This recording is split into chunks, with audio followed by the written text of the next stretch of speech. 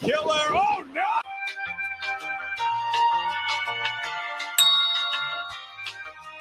Oh, Choa Leona. Just like that. Yo, what's going on, everybody? Welcome back to the channel here. I'm just in here looking at his interview with Chris Van Vliet. It was pretty good. You should watch it. Give it a listen. I like Jack. You know, from the days when he was in WWE, I liked him. I liked his character. When he was with Zeb Coulter, that's when he really started to get into that main event spot. And I really liked them as a duo and how they can get all that heat. And especially around about that time when they were just like knee deep into some political shit. There was some shit going on. So the character of Zeb Coulter talking about illegals going across the border and shit like that, it was kind of hitting close to home. So he was getting a lot of heat, but he was really good in the ring. The theme music was really good. I liked his We the People thing. Like that was getting over. But for whatever reason, Vince didn't pull the trigger on him for him to beat. I think he went up against Alberto Del Rio at that WrestleMania and he lost. Then shortly after that, he got released. But he's talking about his time in AEW. And what's going around is what he said about Tony Khan. So I was like, all right. So let me look at the interview. The beef really started with Jack. It started when Jack was trying to do something on the side at an independent promotion. And this was around the time where Tony Khan was kind of like stopping people that he wasn't using to go elsewhere to go wrestle and do anything. He stopped Ricky Saints. He stopped a bunch of people from doing shit, right? So there was some tension there. So I just want to see what he said about Tony Khan. As JAS, Daddy Magic. I mean, I just really loved working with Chris. I think he's number one on my Mount Rushmore, Chris Jericho, like, because he can just constantly reinvent himself. And he can not only do that, but he can like see what he has around him and he knows how to elevate us and like to bring it up and like make it look good. Like Chris Jericho is the reason why that purple hat was so over. What do you mean? It was his like intuition. We did that backstage promo and it was live to the crowd. And where I first said, I like this hat. And the crowd just popped. And once he heard that pop, that's all he needed to know. He is fighting for his life in that promo to not break character. he's looking at the camera like, well, I do have a way with words. I will, give me some credit. But dude, I had so much fun. yeah, you got that purple hat over. You know what's cool is like I'm an undefeated MMA fighter, but like my wrestling character at AEW was almost kind of comical. I feel. Yeah, you were a little goofy. Yeah, and I was allowed to be goofy because like Chris would always like put me in situations where I could look tough again, but like I could be funny. And if you know me, that's my real personality. I like to fuck around, bullshit, and drink scotch. So when did you stop loving what you were doing there, or just loving wrestling in general? It was right after we did the Vegas. Was that the Stadium Stampede? No, it was like the second Blood and Guts. The second Blood and Guts we did in Vegas, and it was against Daniel Bryan and Cesaro and those guys. And then Sammy jumped off the cage. My first contract with AEW was up, and after that, his first contract with AEW was up around about this time. Huh. Now, it's been said that Tony Khan likes to throw money around to people just for them to sit at home. He has a lot of people that he's not using who are just sitting at home. And one name comes to mind recently is Danhausen. Danhausen, you haven't seen Danhausen in over like a couple of years. Like he's just gone. And Danhausen wanted to get out of his contract, and he asked to get out of his contract because I really do think that he's going to be over in WWE because he's friends with CM Punk and he knows a lot of people there. And just based off what they're doing with the Iguana dude from AAA, they could use somebody like Danhausen. I really do think that Danhausen was going to go over to WWE, but Tony stopped that from happening. And then he added on to his contract for when Danhausen got hurt. So now Danhausen has to sit at home and get paid and not be out of his contract, which is not what he wanted to do. He verbally told him that he wanted to get out. Like, you're not using the man. It's funny when Tony bows up at his wrestlers, they're always unknown people that needs him. I think that Tony picks and chooses his battles in AEW, and he knows who to like be like, hey, I'm not gonna let you out your contract, but I'm just gonna let you sit. So the business mind of him, like it's a lot. The ratings last week on that horrible show was like 500 and some thousand, the lowest Dynamite since April 23rd. You're going to get a lot of wrestlers who, when they leave over there, they're going to be like him talking about Tony and not in a positive light. We were like the negotiation process was very one way. And I could tell that one way because Tony likes to avoid confrontation. He don't want to have to sit up there and talk to a grown ass man about finances and things like that. Tony will leave you on red, and he will leave your ass at home, and he will just pay money just to keep you there just so he don't have to say nothing to you. So yeah, it's one-sided. Well, anyways, I always find a way to say this every day, so I think everyone should too. Say fuck Tony Khan.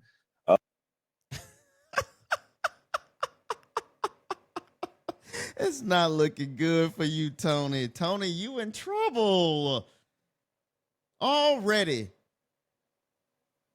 You in trouble, Tony. This man, one of your people that you paid money to, one of your toys that you were playing with that you didn't even want. You didn't even want the toy, but Chris Jericho was like, listen, if he can't come over here, listen, we got a problem here. So, and this is everywhere. I wonder if the boys in the back, the boys and the girls in the back, they probably feel the same way as he do. Fuck Tony Khan. Tony, you in trouble. When the boys start to like lose respect for you, and when people leave your working environment, you have a history of disgruntled people that is undeniable. But I'm pretty sure Wrestling Observer, they're gonna get on this, and you want to know what they're gonna do? They're gonna come out and they're gonna say, you know, oh man, he's just somebody that, you know, disgruntled. I could tell that he didn't want me there. He offered me like a year and a half. I was like, bro, I just did Stadium Stampede twice. Like, don't act like Stadium Stampede didn't put AEW on the map. I was in the debut episode. I was the big spoiler, and you offered me 18 months after all that. So it was that and the way that he started running the business that it really, like, he wasn't a professional. Like, He wasn't a professional. Gee, I wonder what things happen in AEW that he wasn't a professional. He just wasn't a professional. The CM Punk situation wasn't professional. It wasn't handled correctly. No way in hell would I fire CM Punk when he was just blatantly defending himself, when you got the Young Bucks rushing in there and then they get their ass whooped and then they cry to Tony about it. And then now that man fired. Now you got this man being accused of being unprofessional. Whew. Unprofessional. He, like, after all the Punk shit that went down, the boys got together and we had a meeting, and this was the boys only, no office. All right. And we're on, like, Sting's in there, Show, Jericho, Bryan, Mox, they're all standing at the front, kind of like talking us through this shit. And lo and behold, who comes into the room storming in? Daddy's little billionaire. And he's like yelling at us because I think it was Dax and Cash and Wheeler didn't want to come in. They didn't like the storyline, so they refused to come to TV that day. And Cash and Wheeler didn't like the storyline. A lot of people over there don't like none of these storylines. None of these things make sense. Just look at last week's Dynamite. Look at Forbidden Door.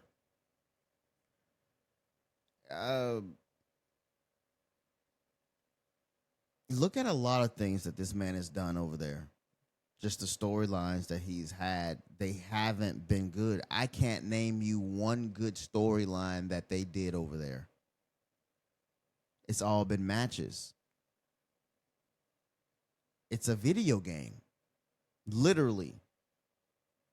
And he's the person that is controlling the controller. And he looks at these guys as video game characters, and he can just throw anyone and anybody into anything and just say, go out there and just wrestle. Like, he doesn't know what he's doing. Like, he really thought that just because you got the money, just because you got the resources, that doesn't mean that you don't have people like Jack back there talking about you behind your back amongst themselves, the boys, because they know what a promoter is. They know what a promoter is supposed to do. This man been over in WWE where there's structure. There's a boss, and there's people below him that you got to do to get to the boss. But even if you get to the boss, he's going to be a boss and tell you, no, this is how it's going to go. This is the storyline. If you don't like it, we can change some shit. But over there, like, these people know, these people that come from New Japan, Stardom, all these other promotions and stuff like that, they know what a boss is, and they meet Tony Khan, this small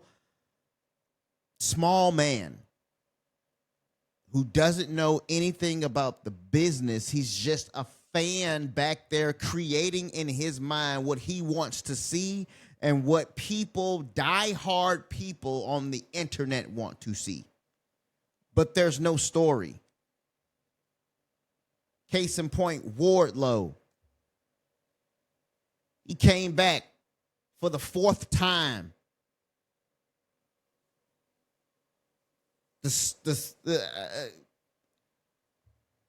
These guys don't respect that man over there. They don't respect him over there. The Hurt Syndicate came in and said they don't want to fucking lose. And we ain't finna go fucking lose out there. So what do? They had a distraction, and they gave the tag team titles to a nothing tag team.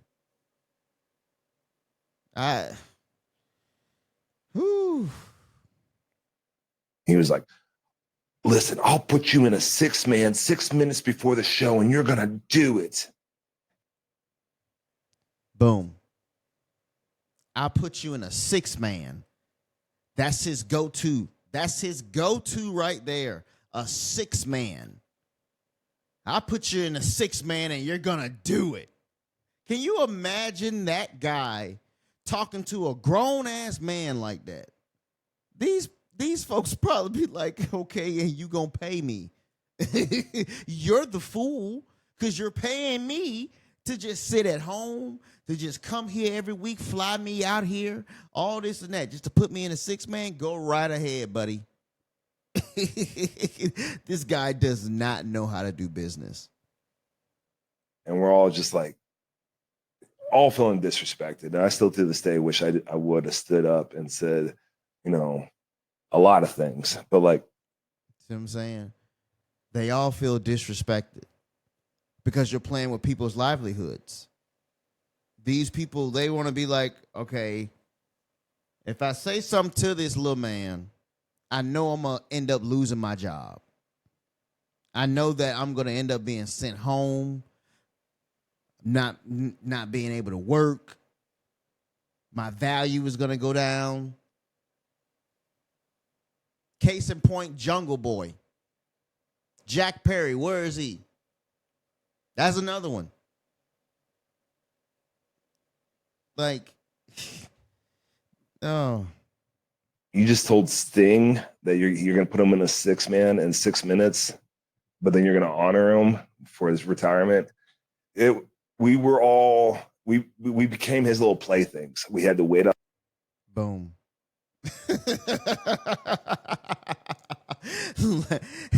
They became his little playthings, his toys, his fucking toys. This is so bad for you, Tony. Tony, you in trouble. You are in trouble yet again. You don't know what you're doing. Treating these people like this. We was playthings. You know, let me hear. Let me hear. Outside his office. His storylines were very good at debuting, but he can never carry anything through. And it got to the point where I'm carrying on, but it got to the point where I couldn't tell him anything. He couldn't take criticism. He was fucking up. And he has a good idea of creating the storylines, but he doesn't have the vision to completely take it all the way through. What does that tell you? He's not a booker. Of course he doesn't see the end. Of course he only just thinks of, okay, I'm going to put this person together and put that person together, and they're going to feud like this, and the story's going to be this. He's doing it all like a fucking video game. But he's using real fucking people. We were all just having to deal with it, you know? Like, we all had blood, sweat, and tears put into that company. We were all there at the beginning. Like, we all had our careers behind us that helped build that company. And then we all had to just sit side by side and couldn't do anything because he wanted to run it the way he wanted to run it. So you chose to resign, but it puts you in a spot where it's like, if you don't resign, what do you do with your career? Mm-hmm. Why did you decide to resign? Yeah, because I didn't know what I was going to do next. I mean, just like a lot of them over there. And that's what he's dangling over their heads. Bro, just sit there and take the money. Just take the money. If the man's seeing you, if you don't have nothing and you ain't got nothing going on and he's paying you money and you're not doing nothing, bro, just sit at the house, collect your money, continue to work out, and continue to like be a valuable asset on the independents to get noticed by WWE, get taken into NXT, and then just start from there. That he knows. See, Tony's smart, right? The guy owns the family owns the Jacksonville Jaguars. He owns all these sport teams overseas, right? He's no dummy. Like he knows that he's funding these people's livelihoods. So if I lowball you just like he lowballed Jack Swagger, they're gonna take it because they need the money. But what good is getting paid money if you're just sitting at home? These people want to be out on the road. These people want to get out there, be on TV, body slam a motherfucker. Life is hard as it is. These men, they want to hurt people. No pun intended to Bobby Lashley and them, but that's what they want to do. And for you to like throw your weight around like that, man, I guarantee you that they are backstage talking about this man behind his back. Like, man, look at this storyline he want me to do. Does this shit make sense to you? Like MJF, like I'm pretty sure MJF was like, man, like does this shit make sense? Why am I gonna pour lighter fluid and all this shit on this man? That's murder, attempted murder. And it makes the babyface look dumb as fuck because he's in the ring agreeing to something so stupid. Do it. Light the man on fire. I'm not finna give you no title match. Fuck you. Light him on fire. And watch and see how you and everybody back there gonna get fucking arrested. I mean, I will say that AEW paid well. And so. Of course. So that is why, of course, they pay very well.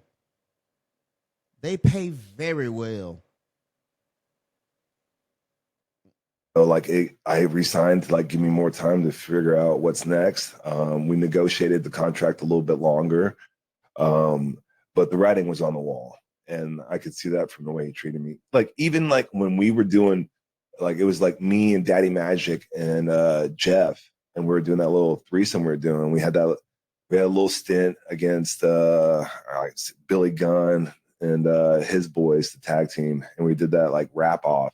You know, we went out and rapped in the ring, which is, I mean, who doesn't want to see white guys rap on television? But like, it's Daddy Magic, so you're gonna love it. You're gonna tune in. Right before that happened, like the beat started, and all day Daddy was like, "I'm gonna forget." I was like, "Dude, it's just a promo. Just remember it like a promo." And he turns to me and goes, "I fucking forgot." And so I said like the first word that starts his little lyrical conquest. And he had it from there. But oh man, I loved working with those guys. When you left AEW, did you know what was next this time around? No. I left AEW. My shoulder was banged up. Like a lot of them over there. I don't need to see any more after that. You can watch the whole interview yourself. But yeah, you know, it's a shame the man he didn't know what he was gonna do next. Now that's partly his fault. Like, you always got to think of what you're going to do next. Like, if you're in a situation where, in this type of situation, where you know this dude is, like, being a little shady and some shit like that, like, you know, you got to think of something else to do. But Jack Swagger started his trucking company. Good for Jack. But man, that goes to show you about the shit that happens over in AEW, bro. Like this, you're hearing it right now, and there's going to be a lot of people who are going to say something or who want to say something. I know it was a time that, you know, Ray Phoenix wanted to say something, and he said something, but he deleted it. But a lot of people are going to be like that, and I want to see what Wrestling Observer say about this, because this man came out and said, fuck Tony Khan, and he want everybody else to say it. So I'm going to say it. Fuck Tony Khan.